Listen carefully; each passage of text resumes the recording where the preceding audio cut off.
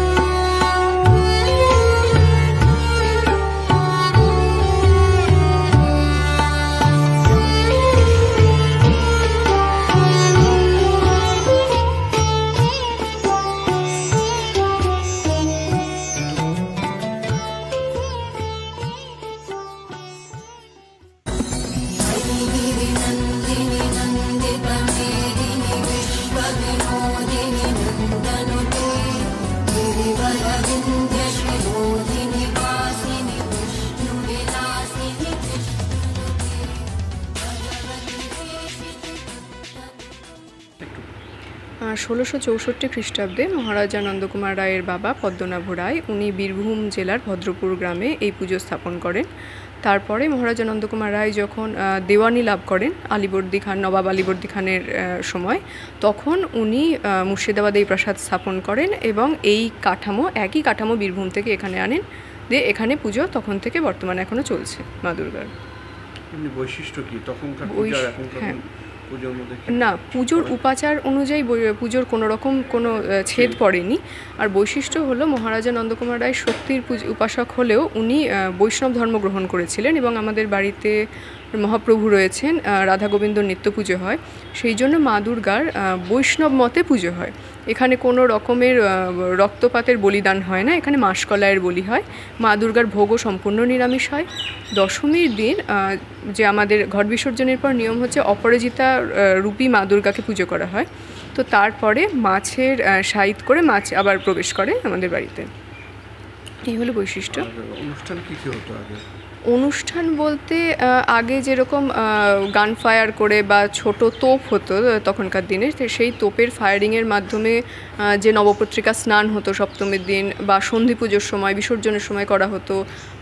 অনেক রকমের আমি শুনেছি যাত্রা থিয়েটারের মঞ্চ বসতো এবং কীর্তন হতো, এসব কিছু হতো সেই সময়। অনেক মানুষের সমাগম হতো, ব্রিটিশরাও আসতেন, এই সমস্ত কিছু হতো। আমি তো শুনেছি অনেকেই আসতেন, প্রচুর দর্শনার্থী হতো। এখানকার মানুষরা সবাই অত্যন্ত মা দুর্গার পুজোতে অংশগ্রহণ করেন অত্যন্ত খোলা মনে, এবং আমাদের যারা প্রতিবেশী রয়েছেন, আত্মীয় পরিজনরা রয়েছেন, তারা সবাই আসেন এখানে মা দুর্গার পুজো করেন, প্রসাদ গ্রহণ করেন। ওই 4 দিন তারা প্রায় বলতে গেলে সারাদিনই এখানে থাকেন। বাইরে থেকে অনেক মানুষ দেখতে আসেন মা দুর্গাকে, এরকম চলে এখন। বিসর্জনের তো একটা বৈশিষ্ট্য আছে। হ্যাঁ, বিসর্জন আমাদের মা দুর্গার চতুর্দোলাই বিসর্জন হয়। যেমন হচ্ছে যে ঘাড়ে করে সেই মা দুর্গার প্রতিমাকে গঙ্গার ঘাটে নিয়ে গিয়ে বিসর্জন করা হয়। এত বড় প্রতিমাকে কিভাবে নিয়ে যায়?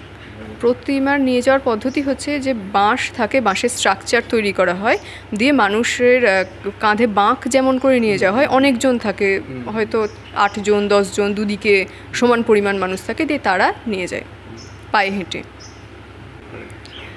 আমাদের নিয়ম হচ্ছে হ্যাঁ রিলেটিভরা আসেন, আত্মীয় স্বজনরা আসেন। আমাদের তো তখন সারাদিনই মন্দিরেই দিন কাটে। আর আমাদের নিয়ম হচ্ছে যে আমরা সম্পূর্ণ ষোড়শোপচারে পুজোর বাড়ির লোকেরা সবাই নিজের হাতে করি, এবং আমাদের রথের দিন থেকে কাঠামোতে মাটি পড়ে, এবং সেই সময় থেকে সমস্ত ব্যবস্থা একটু একটু করে শুরু হয়, এবং সেই ব্যবস্থাটাতে আমরা সবাই মিলে একসঙ্গে কাঁধে কাঁধ মিলিয়ে ব্যবস্থা করি।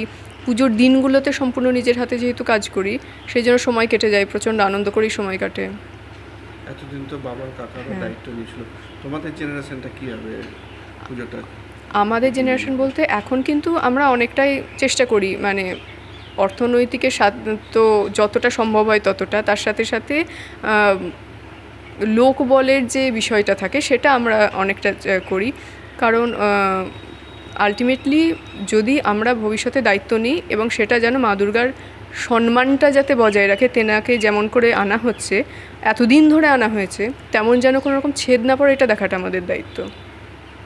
মানে আগামী দিনেও চলবে? অবশ্যই চলবে।